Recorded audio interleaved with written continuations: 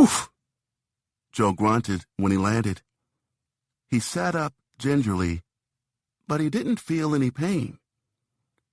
Well, this is good, he thought. At least I didn't break anything. Joe blinked, trying to see. The blackness was absolute. The kind of darkness where you couldn't even see your fingers in front of your face. But it was weird. Joe could see his hand. It looked like it was softly glowing. Slowly he got to his feet.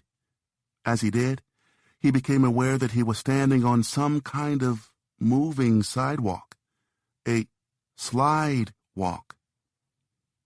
"Hello?" he called into the darkness. "Hello?" His voice seemed strangely small. Up ahead, Joe saw a glimmer of light. The gleam sharpened into a large white circle, and he was headed right toward it. What the? Joe had a bad feeling about that light. He turned and began to walk the other way, but the slidewalk continued to carry him forward. All Joe managed to do was walk in place. He glanced over his shoulder. The great white light loomed, humming faintly, and, despite his efforts, it looked even bigger than before. Joe started to run. There had to be some way out. "Oh," he said. In the distance, heading toward the light, he spotted 3 figures on the walkway. Joe ran toward them. As he got closer, he saw they were a young woman, an elderly man, and a woman who appeared to be older than the man. Like Joe, they were glowing softly. "What's your name?" asked the older woman. "I'm Joe Gardner," he replied. "Look, I'm not supposed to be here."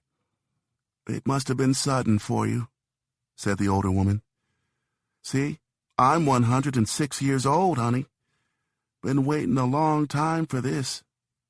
"For what?" Joe asked, confused. She pointed ahead of her. "The great beyond." "The great beyond?" Joe's uneasy feeling sharpened into panic. "As in, beyond life?" "Yeah," the man said. "Exciting, isn't it?" the older woman said, smiling. "No!" Joe cried, backing away from them. No!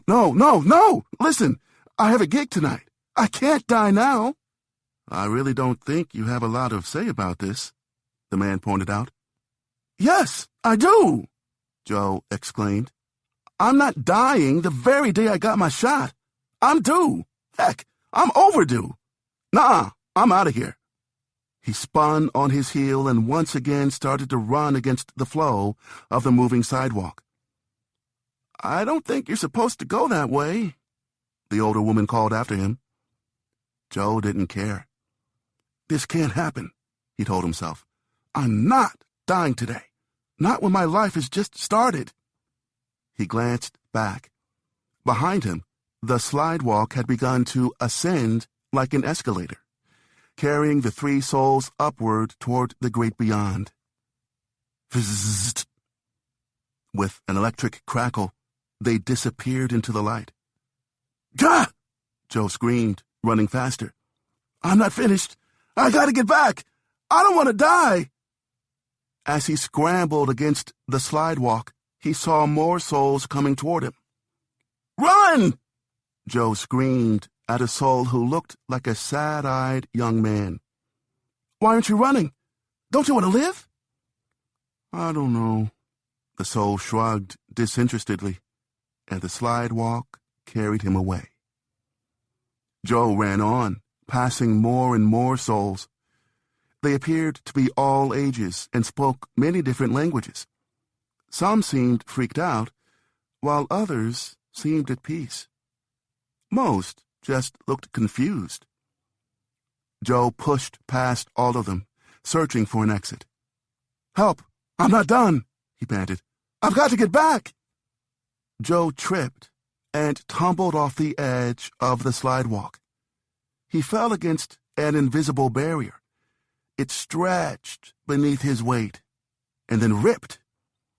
Joe found himself falling and falling and falling